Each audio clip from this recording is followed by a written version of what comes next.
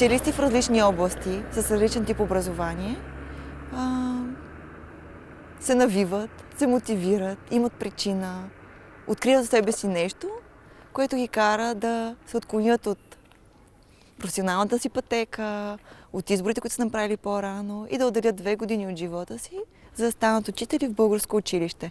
Училище, в което е маркирано вече, че има деца с по-големи затруднения, на външни оценявания и тестове се показва, че спада, така да се каже, рейтинга на училището, че има пропаст в постиженията, т.е. има деца, които се справят много добре и такива, които се справят масово доста зле. И заедно в час дава възможност на млади, не толкова млади хора, в които има хъс, да отидат и да пробват да променят нещо за 2 години.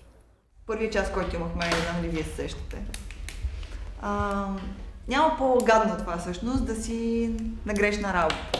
Да си някъде, където и да правиш нещо, което не ти харесва, да се чувстваш не себе си и да преживяваш това всеки ден. Така че седнах за първия час, който имахме, вие сещате ли се? Някой сещате ли се? Виете или за минута? За първият път, когато се срещнахме, се запознахме. За първи път. Първото нещо, което ни казахте, беше това. За една цифра, която е променила живота ви. 2480, доколкото се сещам. Сега цифрата може да е малко по-различна. И беше свързано с това да ви обясня защо съм в училище. Защото аз съм ви разказвала, че съм учила право преди да уча психология. И че за мен това решение да се откаже 4-ти курс от правото, толкова престижна и желана специалност, при положение, че имаш много хубави оценки, е доста екстравагантно решение. Тогава аз си направих един такъв ресърч да видя колко часа на година човек прекарва на работа. Мисли за това колко е важно да имаш увереност още по-рано да си кажеш за какво си мечтаеш и какво искаш. Затова и попитах днес вас. Давайте. Футболист. Ловджия. Аз съм танцор. Доктор. Монтьор. Слушайте, моля. Воене. Вие какъв искате? Продавач. Какво каза? Продавач. Продавач. Минус. Може ли пак? Продавачка. Продавач. Значи продавач, монтьор, танцор, доктор, ловджия, военен и футболист.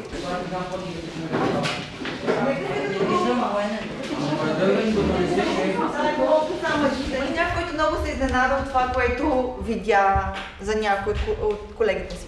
Той ще му изказва, вау, наистина ли иска да стане това? Никога не съм знаела. Някой такова преживяване в себе си имаше ли? Добре, Аврам? Аз за Лилия, госпожа. Певица исках да стане. Изненада? Да, госпожа. Чувал ли си я да пее? Чувал ли си я да пее? Да. Военен искам да стана. Не знам какво работим, а професията ми харесва. Защо? Не знам. Какво ще ти даде тая професия? Какво мога да ми даде? 40 години пенсия. Какво на 40 години пенсия? Да. Това ли? Не, взимат добри пари, взимат. Съм актриса. Защо? Не знам. Да постигна нещо и всички да разберат за това, което е постигнал. Не знам. Футболист. Футболист? Да. А занимаваш ли се с това сега? Сега не, но в смисъл любителски, не. А как училището ще ти помогне да станеш футболист? Имаш ли представа, ще ти помогне ли? Ако да, как би могло това да ти полезно? Училището как му ми помогна? Никак. Дали стават по-зле децата? Със сигурност училището, ако се е запазило същите последните 10 години, изглежда по същия начин. Средата, в която растат децата последните 10 години, не е същата. И за мен е нелогично те да продължават с такъв интерес да са в час.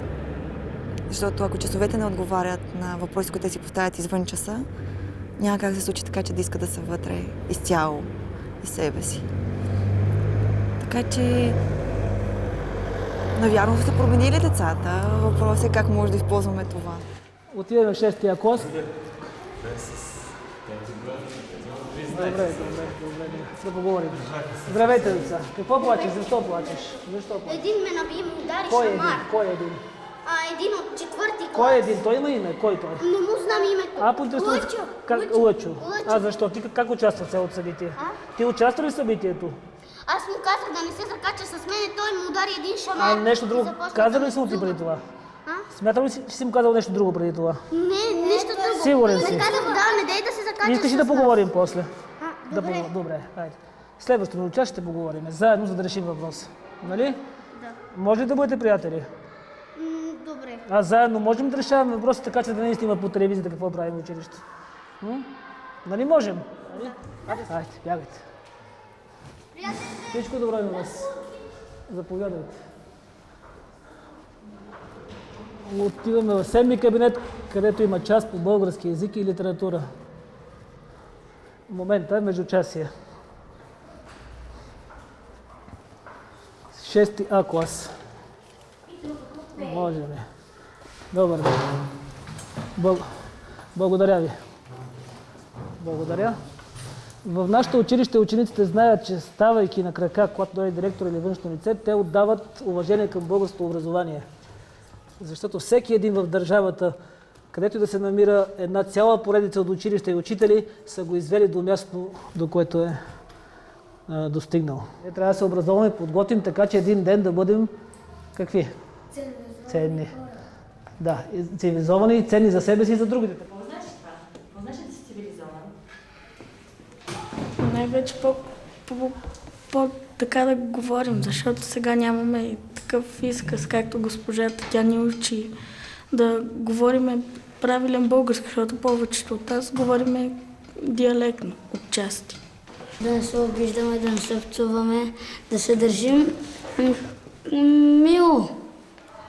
Да не се отнасяме към другите хора грубо. За съжаление, четат малко и това води до слаб изказ. Последната, която прочетох, отказ за Карлсон и малкото момченце. Последно за нея прочетох Малкия принц. Малкия принц? Да. Защо ти е любим? Много ми харесва как се разказва в нея. Пипи дългото чорапче. Защо? Защото е интересна и ми харесва. Харесвам Нощен с белите коне, например. Една от любимите ми книги на Веженов. Намирам нещо, което импонира на моята същност. Аз се стремя да отида в София, там в Тоха, където за готвачите. Много обичам да правя разни, много повече не с месо, повече за зеленчуци.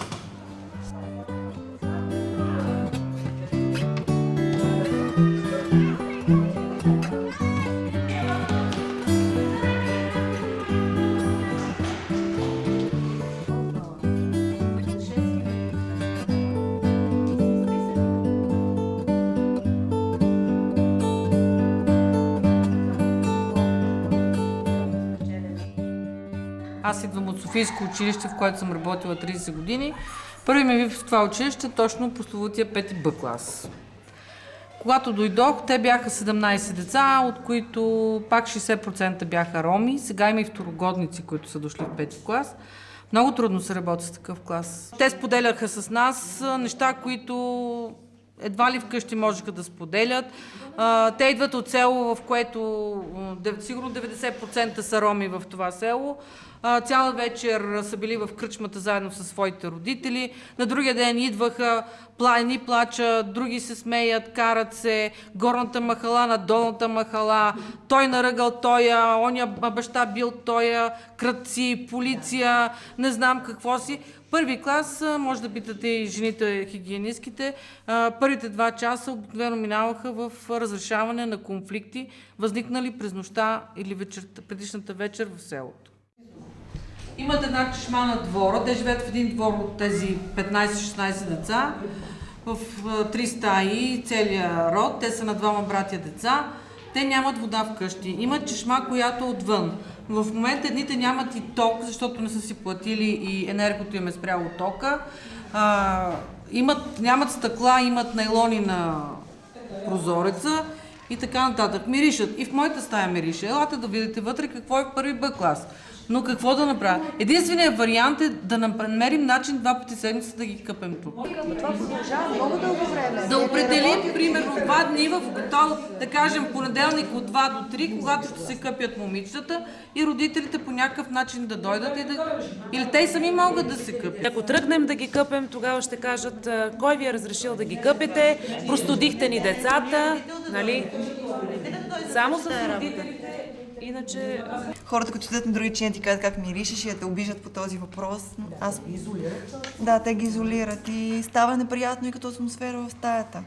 Защото, нали, как да кажа, не е истина, като той истина, нали? Всички знаем, че в момента му миришат дрежките, но аз и не мога да направя нещо по въпроса към момента. Съжалявам, не са според мен на добро ниво. Това е моето мнение. Има 2 и много добри деца, но положението и това са много хубаво, че после в 5 и 6 клас. Само идваме за детски. Това не е училище, ние не сме социална организация. Това го чувам от колеги от други училища, когато ходим на съвещание. Това е в цялата страна. Разбира се, училище се превръща в продължение на социалните служби. Не, децата са трудни. Трудно се работи с родителите, които нямат никакво отношение към образованието на тяхните деца. На тях им е безразлично дали детето ще има 1 клас, дали ще има 2 клас. Даже имаше случай, в който майка беше казала на сина си: кажи на тая, ако искаш да учи, ако да не те гони да учиш, като станеш голям, аз ще ти купа кола. Нали? Да. Защото ние имаме деца от ромски произход, които семейства с добър социален статус, които са отворени така към, не само към образованието, а въобще към живота, и децата им са, няма разлика, те дори не се припознават като роми да се разделят на роми и на българи. Не се делят. Извинявам се, че пак се намесвам, но училището е единственият начин за успех на тия деца. Да. Единствения начин. Те единствено тук се чувстват оценени като хора и се чувстват добре. Те играят заедно с другите деца и искат да идват на училище. Спират ги родителите. Майката е неграмотна, това са деца на дървари. Те работят в гората, работят от сутрин до вечер, за да осигурят хляба. Те са го осъзнали, че не могат да пишат. И настояват и казват: госпожо, да, той ще идва и на занимална, той ще се научи да пише, ще се научи да чете. И утре дори ще ми попълни документите, които на мен са ми нужни. Защото тя е млада жена, но не може да пише. Защото и нейните родители са били дървари. Нашият директор винаги е бил отворен за ново и различно, за колегите от Зайнов час, които се дойдоха отвън. Дадаха възможност, нали, да се докоснат деца, да видят как е в офиса, в реално действащ бизнес. Те ни помагат в момента, защото само една чиста теория, наистина съвременното образование и обучение нищо не представлява.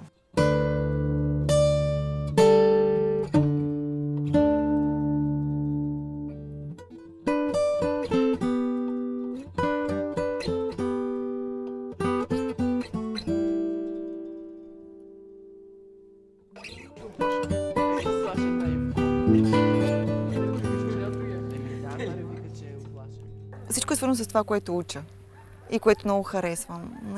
Психологията и когнитивната наука най-вече. И там имаше един човек, който много обичах, един мой професор. Защото той тотално ни промени идеята за това какво означава да учиш и какво означава да си до някой, който учи, на безопасно за него разстояние, така че да му даваш и свобода и същевременно да го подкрепяш. Много странно, неизразимо според мен с думи усещане. Учителя за мен не е този, дето стои с деловата съзнания отпред и раздава. И кани, ела при мен, вземи това или там, каквато и за стратегия да има. Не може да се случва така ученето. Само в училище се случва наистина така ученето. В реалния свят ние се учим непрекъснато във всякакви ситуации, когато сме един до друг и си взаимодействаме или не си взаимодействаме. И за мен е абсурдно, че в клас един човек, само защото е възрастен, един човек стои пред други човечета и само ръста, годините променят нещата. Не казвам, че е лесно. От началото имах усещане, че трябва да правя някакви целенасочени действия. Тук да променим тази схема на действия спрямо, не знам, поведение на ученици. Като да го разпишем, като да го изговорим всички, да се съгласим. Аз имам правила в класната стая. Хайде всички да имаме правила в класните стаи. Или имах нужда да го проговорим всички, едно да го направим в политика на училището за някои неща. Напоследък, не знам кога се е случило това, всъщност, това отказване, но си оставам с желанието да си правя моето нещо или моите неща и да чакам те да задействат някакви други. Проектът Възможно се роди от философската конференция миналата година.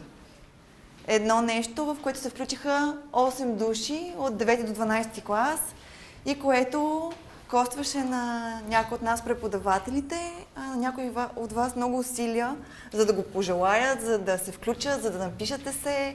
Някои от вас са запознати с нещо, което ние наричаме модела Възможно . Това е модел, в който ученици разпространяват информация за хубави инициативи, за проекти. Важен беше пътят, през който ние минахме, за да стигнем до там. Защото имахме малко време, написахме сетата, отидахме, работихме много. Някои хора знаят за какво стана въпрос. Надявам се и много хора да разберат какво ми даде Бургас. Може би това, че в момента седа тук, говоря и трепера. И може би това, че участвам в много повече неща и съм сигурна, че има голям процент да успея. Може би това, че в момента аз имам нещо като ментор в лицето на Йоана Петкова. Може би това, че вече мога да се изразявам по малко по-различен начин. И всичко това го виждам сега, в смисъл след една година. Красотата е... Тя е вътрешен лебед, роза.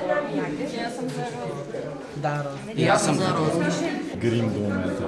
Аз любов, природа, приятели, семейство, външен вид и доверие. Любов, обич, природа, точно бе. Жени, хубаво тяло. Аз жени, природа, любов, парфюм и синхрон.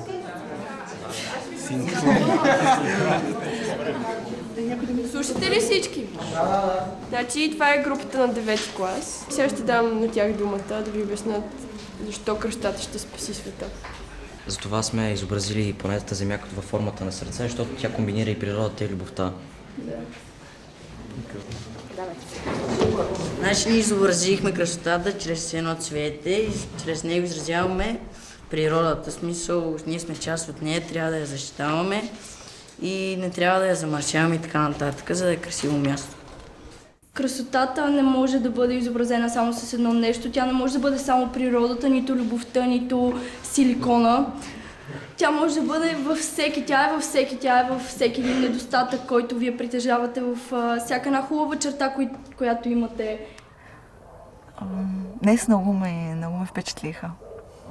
Но за мен целта е да дадеш алтернативи на това какво може да представлява урок по философия, урок по английски, какво може да представлява учител, какво може да представлява ученик, какво може да представлява взаимодействието ученик-учител и да отвориш възможности, без да ги наричаш за положителни или отрицателни.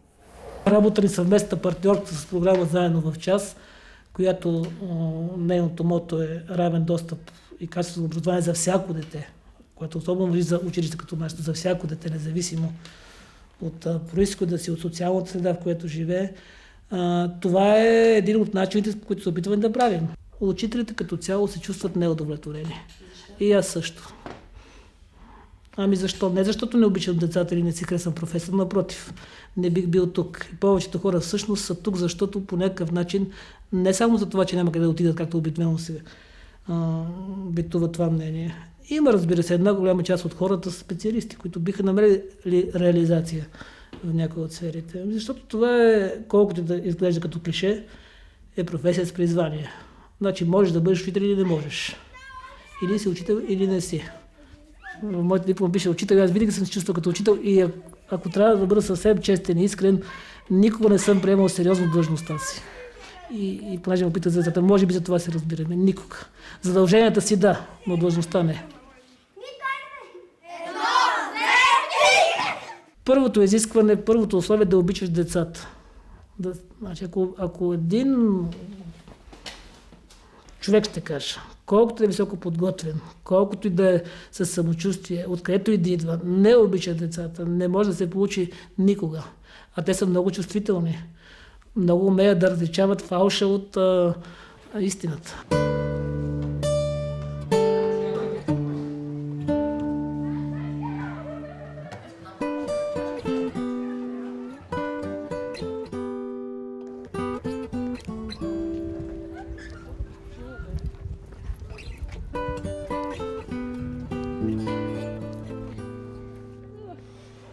внимание. Ама до тогава, Викторе! Колко пъти? Аз ще си нема Илян за адвокат, че видим кой ще си. Аз си го нямам. Те двамата са ми най-добри приятели. Те двамата им се роди идеята в един час. По-скоро на него. Защото в училище им бяха задали задачи как биха могли да подобрят. Тоест училището ми стане по-интересно и той беше написал, че ще е хубаво, ако има звукозаписно студио. И обаче в училище няма къде, защото кабинетът се разбира се сни точно. И написаха заедно проект и го внесоха в общината. И няколко пъти беше така подминаван с лека ръка и вече, когато имаше ден на самоуправлението, те тогава се възползваха от това. Искате ли да ни покажете студиото? Да. Айде да видим. Тук ли ми телефон?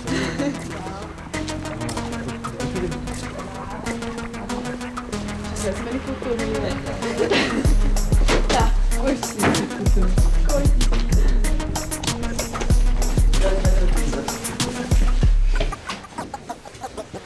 Яко вибрации, яко басът е клати, също яко ротации, яко далече те прати. Яко като песента, която ще си слушаш цяло лято. Яко е и на спомени богато. Знай, че правим хип-хоп, брат, от друга планета. В ритъм клатиме главите си с моите момчета. По-добре се пази, валят рими като павета, които си подаваме с... По случайност на завършването ни отидохме в един клуб, хип-хоп, нали? И там се запознахме с някои рапъри и му разказахме на един от тях и той реши да ни помогне и ни предложи да отидем там в неговото студио. И ни помогна и за текста, нали, като структура, как да го направим. Музиката е от него, нали? И записахме. Как се Бяхме казва щастливи. песента? Да се шуми. Това е нашата. Кое? Но някъде. Там искаме. Искаме да се шуми, искаме да се шуми. Искаме да се шуми, искаме да се шуми, искаме да се шуми. Като чуваш нещо ново, искаме да се шуми, искаме да се шуми, искаме да се шуми. Като усетих, че сте с нас, искаме да се шуми, искаме да се шуми, искаме да се шуми. Имам една позната, която е болна. И тя е момиче, мисля, тя дете. Обаче болна и не могат да й намерят самата диагноза. И за мен аз много се впечатлих тогава и реших, че ще направя нещо, за да помогна на медицината като цяло. Аз понеже не съм в България, по принцип. Къде живееш? В Люксембург. И самото образование и начина на преподаване е тотално различен от тук. Там, примерно, няма устни изпитвания, обаче имаш тестове на всеки семестър накрая. А ти кое оценяваш като по-добро? Образованието, предполагам, защото аз там имам възможност, понеже искам се занимавам с рисуване и там уча рисуване. Докато тук някакси не бях оценена в училището си и така. Учителите по-различни ли са? О, да. Като приятели се държат с теб. Никога няма нещо да ти се развикат или нещо да те обидат или нещо такова. Не виждам сега такова нещо. И винаги се опитват да ти помогнат всъщност, да те насочат на къде да вървиш. А тук учителите така ли са? Аз мисля, че са били така поне в последните години. Повече. Да се насочват? Повечето. Да. Някои. Относно държанието, винаги са се държали като приятели. С изключение на... Да. Някои. Знаем за кой. Някои. Моите идоли са умрели. Кои са те? Ами Караваджо, Ван Гог, въобще художници. Иначе аз съм голяма фенка на Рамштайн и на Лимп Бизкит и всякакъв хеви метал. Примерно в музиката аз съм голям фен на Майкъл Джаксън. Не бих казал, че ми е идол, но се възхищавам на това, което е направил от нищото буквално, от малък, до каква степен се издигнал. Също така се възхищавам за саксофона, конкретно говоря. Има други хора, на които не искам да прилича на самия човек, ами просто му искам уменията, ако може. Ако може. Сега. Колко часа? Сега се стана сложно. Значи, 6:20 има време. Това е нашия девиз, да, има време. Има време. И не си даваме зор много. В последния момент винаги завършваме всичко в срок и получаваме максимален резултат.